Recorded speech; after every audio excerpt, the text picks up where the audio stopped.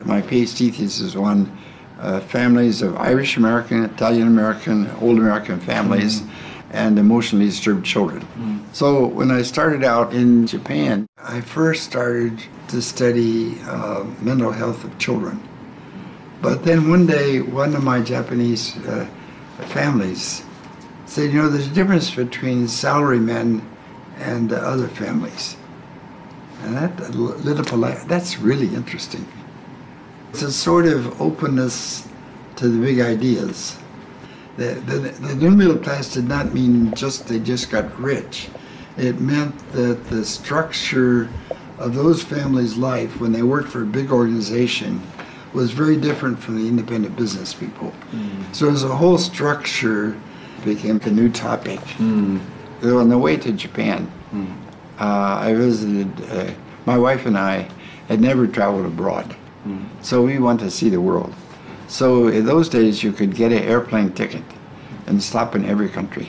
And when I went to England, this is 1958, there were still many rubbles on the street from World War II bombing. And Japan was already cleaned up.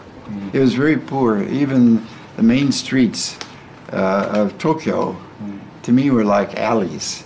But they were working very hard. I knew some of the facts, but I never thought about what's the big picture. I think the big picture is going from a structure where you had clans in Japan to a broader administrative structure. The transition from an organization of clans working together to a broader administrative state that has its own structure and ideology and so forth. And once I could see that broader perspective, a lot of the details fell in place. So that was my first book that ended New Middle Class. And then from 1960 until 75, I did not spend, I went every year, but not do it for a long time. 75 to 76, I went back for a whole year. When I was there, I realized, whoa, Japan is really coming up. And it has the potential for having much bigger impact on the world. And I'll give you an example of one country, and I think it was Peru.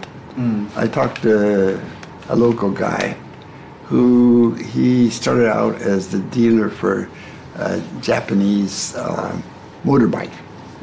He was so amazed at how rational the Japanese were, how hard they worked, and how they maintained quality, that he learned how to do modern quality, and he influenced some other people.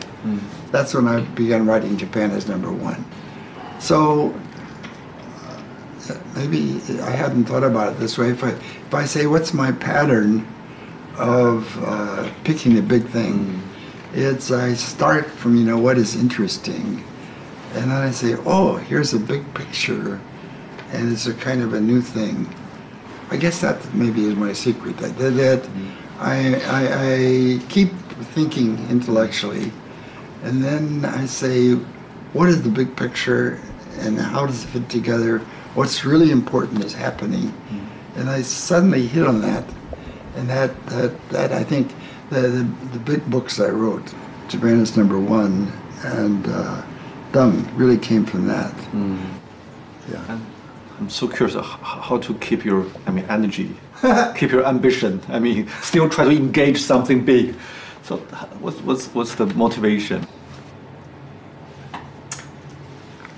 Well, I'm not very happy in the United States what happened to political science and sociology. In the last 20, 30 years, they want to be scientific, and they can use new quantitative measures. Get a sample of 5,000, and this is correlated to this. But from my point of view, they don't do enough to see what is the context and what is the social background, what is the history. So the kind of research that I like, where you really get to know people and see historical context and see broad context, is not so popular. The other thing is universities now have become too bureaucratic. We have so many problems with females, how you handle females, and how you handle blacks and transgender. So the dean, instead of thinking just scholarly, spends so much time worrying about social issues, which are important, but from trying to build intellectual vitality. They don't. Their mind is so busy with so many different things like this. So, of course, in the whole world, I would say one of the fundamental differences: people become so detailed, they do not see the big picture. There's so many talented people lost their confidence about civilization. 那么回到我们这本书，没有一个另外专家比他会更有资格写这本书。他两个 area 什么？一个是日本，一个是中国。一般的 area specialist 很难说是 cover 两个的，你是 cover 两个的。对，我现在应该感谢我的老朋友 Ambrose。我们开始那个认识了，我们是无名的学者。我自己的感觉啊，这个时代啊，这个最近那个50年的历史啊，世界上那个非常那个改变世界的那个历史了。我们的运气非常好，看到这么大的变化，所以能学习，有机会学习。我觉得一个学者之道，也可以说学者之道，对，应该把那个实事求是，应该把那个客观的分析，那个写实际的情况，让人多了解，那是我们的工作的目标，这也是我的责任。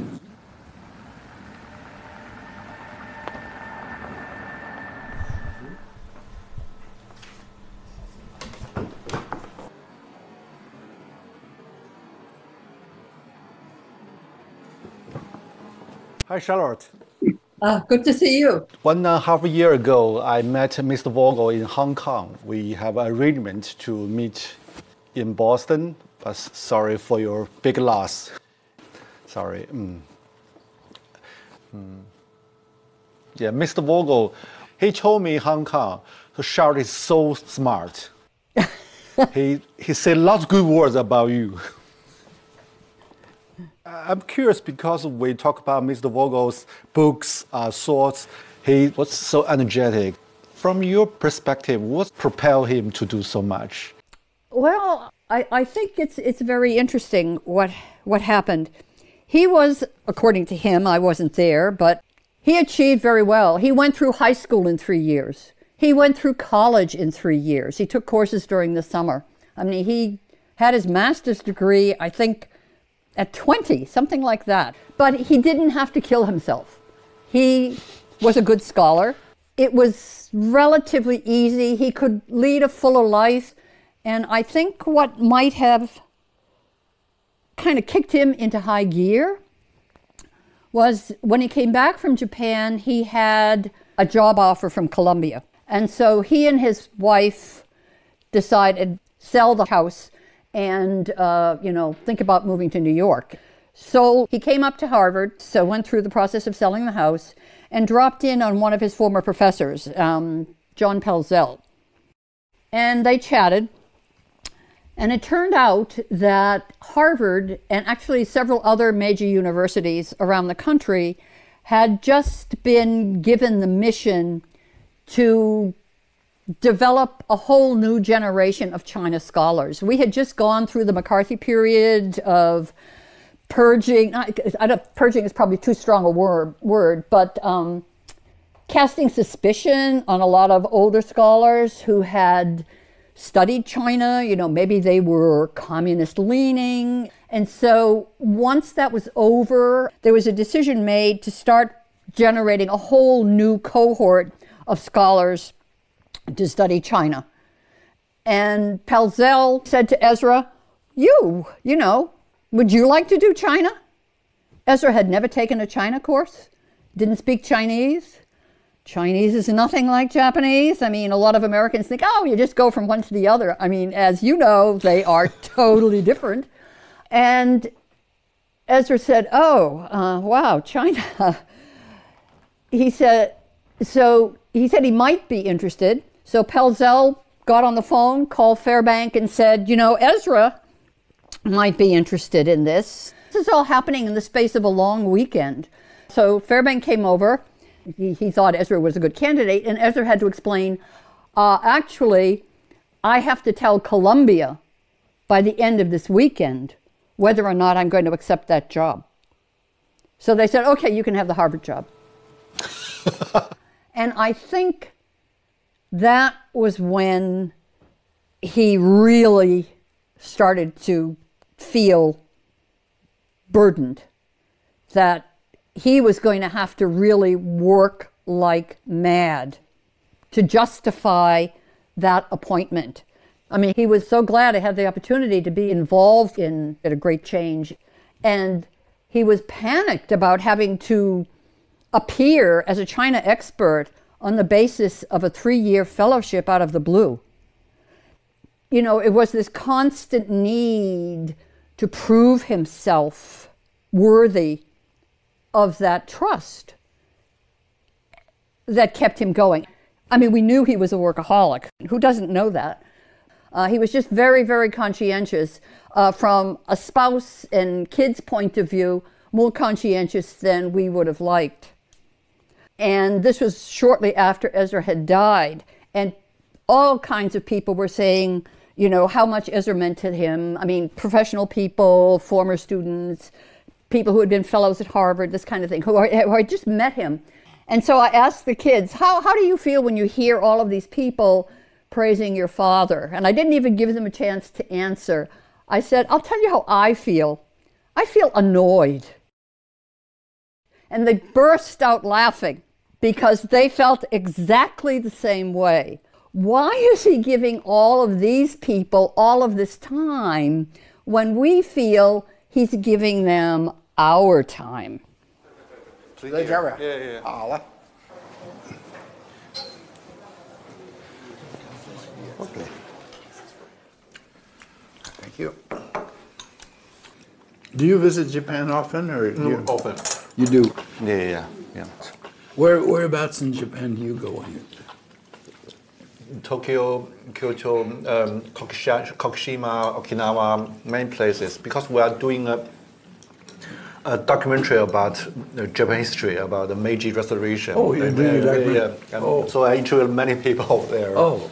I also went to some very old hotel. I mean, the Taisho period and the late Meiji period. A small house. They told me when the early 20th century, some Chinese students stay here. Oh. So you have a very interesting job. Which university do you visit? Which university? When you talk about your career, it seems very rational, something very practical. What's your irrational part? My irrational part? My desk is a little bit of a mess. I'm not organized, and my old papers are a terrible mess. And my wife keeps telling me, clean up your mess. She's a very good wife for me because she's smart, she understands, but she treats me like an ordinary person. She doesn't treat me like a famous person. What does the fame mean to you? I mean, 1979, especially that year, suddenly you become so famous in both in... Actually, it turned out to be kind of fun because I was famous. I met all kinds of interesting people. But the first time I became famous, I was 49. It was too late to change. You wish it happened in 29? No. It's better it didn't happen because then I might be a different person. But I don't think I acted like a famous person so much because all my life, my basic image, my friendship, everything had nothing to do with fame. I don't have any special talent. In Japan, I think one advantage is I lived a natural life. So I think when I talk to Japanese, they feel very comfortable because it's not a classroom Japanese. It's daily life, I learn it from daily life. And to some extent, China is the same way. I tried to talk in a way that people actually talk to each other. So it was not always the best classroom language, and maybe some mistakes, but it communicates, and 有人情味儿. So I think my language, it helped my interest in intellectual life and ideas and curiosity. For example, I would be with a bunch of Japanese men in the evening at a bar. こういうこと考えるかなと。そういうことあるんかな。Could it be such a thing? And, oh yeah. It's kind of a questioning style. And in a way it's more modest. They watch, what the other person says and thinks very carefully so they don't make a mistake. Chinese are way more straightforward. 你应该听我的话吧，你应该听，你不要这样做了吧，那是太简单的事啊，你应该多考虑这些问题了，听我的。More of a power. I mean, it was kind of an interesting, at Harvard we have the young scholars, we would have a lunchroom. And somebody would say, oh, yeah, well, that's one way. Here's another way of looking at it. He enjoyed intellectual playfulness of ideas. But I felt getting to know people and talking to them was much more important. That also made me a little more skeptical about documents. Because some historians, they look at documents and say, well, was it in a document? But I realized that even in writing a document, you don't get the whole story. The document does not tell everything. And sometimes the documents have some purpose. So that sometimes talking to people, maybe it's not as precise and not as accurate, but sometimes it can be deeper and you understand why the documents. So I kept learning from talking to people a lot, yeah. So it was very important, yeah. And in your book, you seldom show your scholarly side. I mean, very straightforward and focus on the facts and yeah. Why? Well, I think that's to what I'm trying to do is not so important. I grew up in a small town. Most of my high school friends did not go to a college. Some went to college.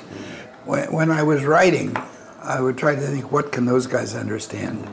And always try to have stories, because in the United States, people, they didn't care so much about other people's point of view. If you say, I don't particularly like bar, but if it's Americans at a bar, hey, what you think, man? Don't think of it that way, yeah. Let's think of it this way, yeah. Let's have another drink. That guy is crazy, man. He doesn't know what he's doing, yeah.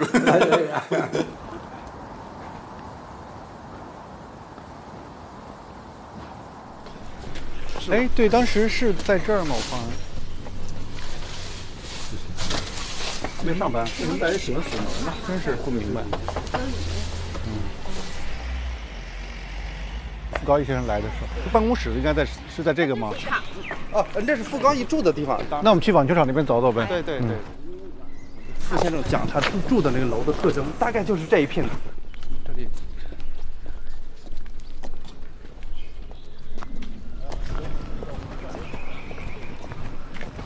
他那房子已经拆了是吧？等于是。看这个楼不太确定是哪一个。看照片。这是有照片是吧？哦，这是，应该是没有拆的。这个有这个照片，基本上等会儿就能判定这个楼绝对没拆。没拆啊？是不是就是这个？有可能是不是这个呀？真有可能，好像就是吧？感觉有点像。这个是有前面的门廊的吗？就是好像。 So what's your first impression on Guangzhou? I mean, in 1980, you went to Guangzhou together. Yes, that was part of a Harvard alumni tour, which, believe it or not, was doubling as our honeymoon. We had gotten married only a month earlier, and he thought this would be so exciting. We could spend our honeymoon in China, but it seemed very tense. We just felt that people were very nervous around foreigners. I mean, we were Americans. We had only recently established diplomatic relations. So I just think nobody quite knew how friendly they should be. We both love interviewing. We both love hearing what people think about situations. I mean, it broadens your own perspective. But we had different objectives. He was trained as a sociologist. He was interested in the macro level. How were these major changes taking place? How was policy developed? This kind of thing. I am an anthropologist. My primary data source is the ordinary person. What is their take on what's going on? And so in a way, we were able to integrate. He would, in the evening, he could say, wow, I interviewed, Vice Governor so-and-so or the head of Bureau so-and-so, and they said blah, blah, blah, blah. And then I'd say, oh, well, I interviewed these 3 families, but people were very nervous.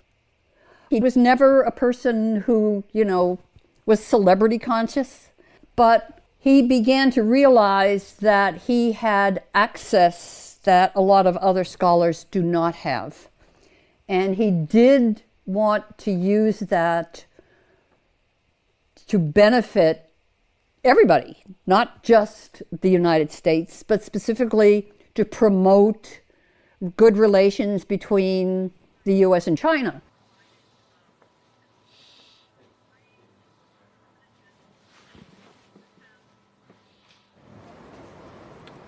You said before that you study other countries because you want to use others' experience to maybe enlighten United States. Yes. During the past 5 decades, you travel deeply into China, Japan. Yes. So what's the major things you want to bring to United States, to Americans? Well, unfortunately, they don't listen enough.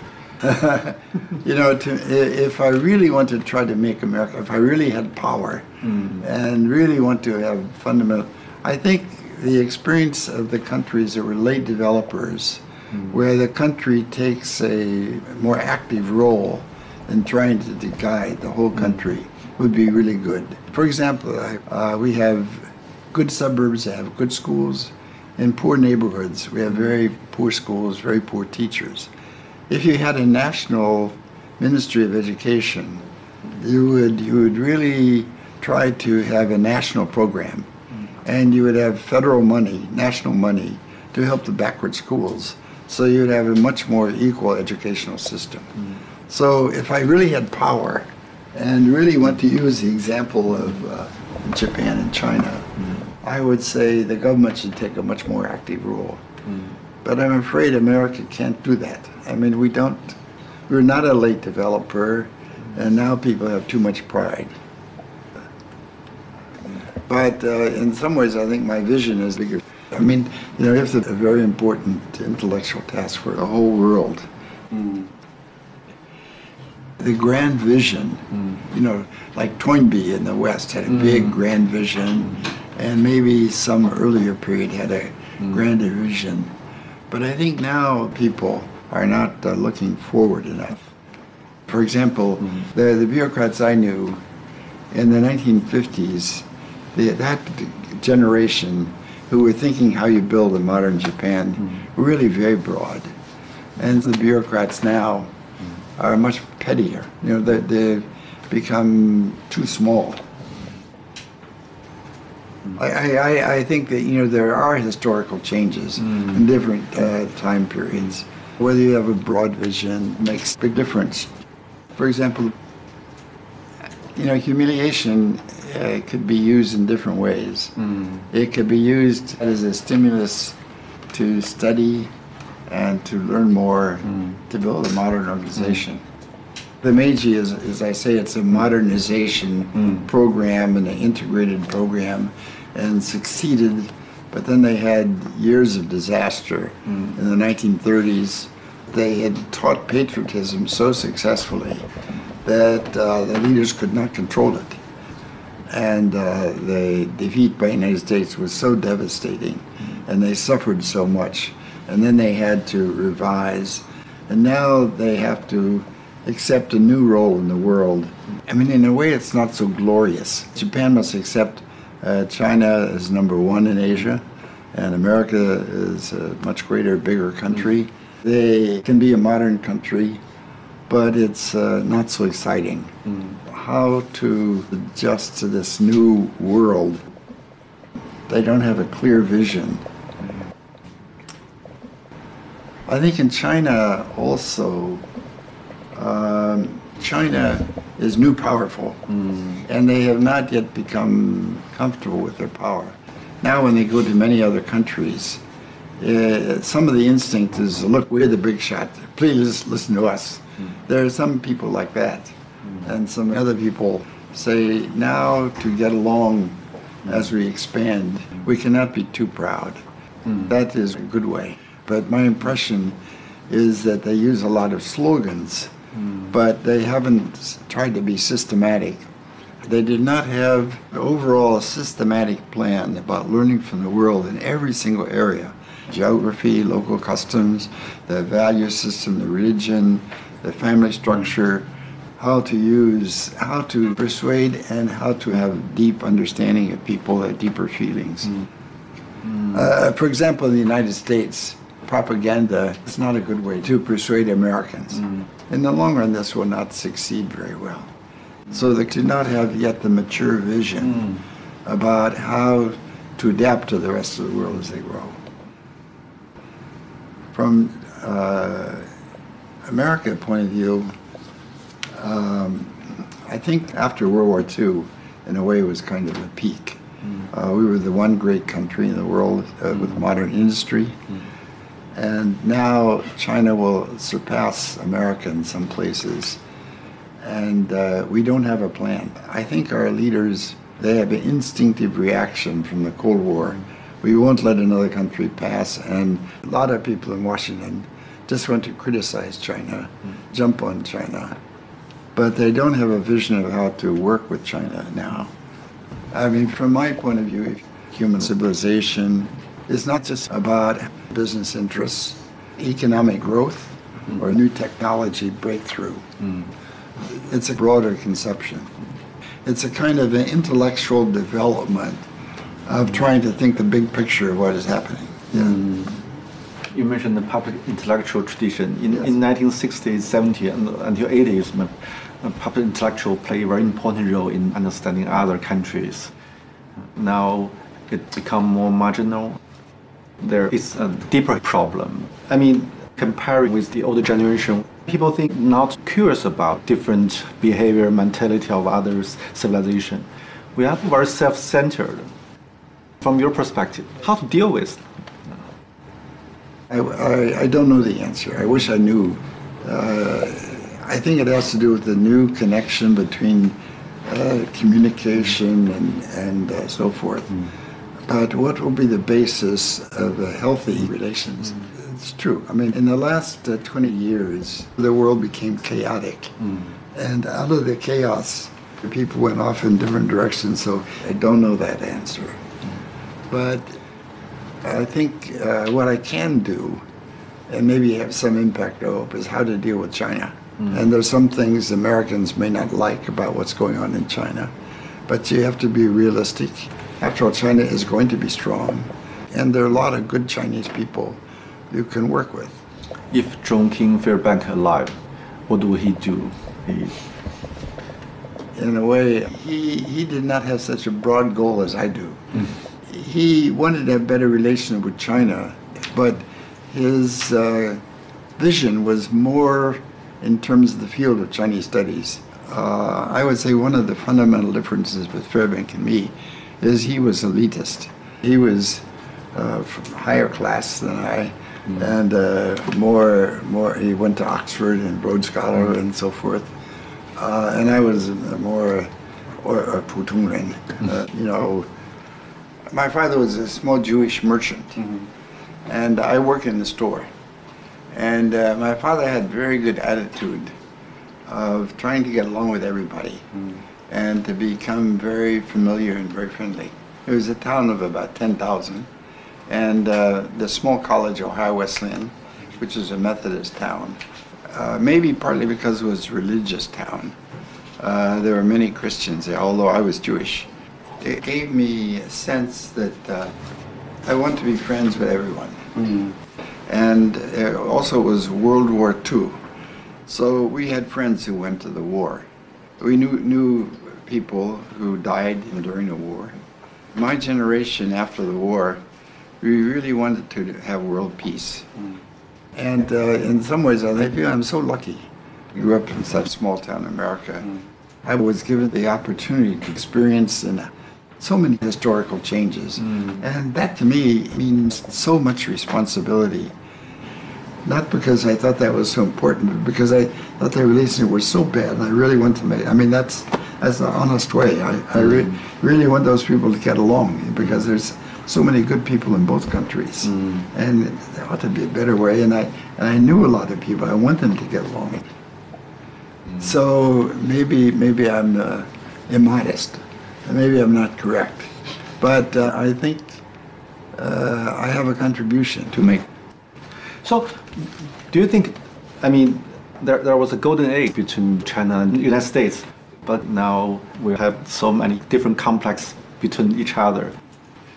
So, I mean, the transition, how the transition happened is... Of course, every country like China and the United States is big, and we have many different people. The extreme rightists, the extreme leftists. They don't have the confidence and the vision to really develop a understanding of each other. So how to find a new path. I'm afraid it could be so hard in the near future. But, well, it's also, I think of the missionaries.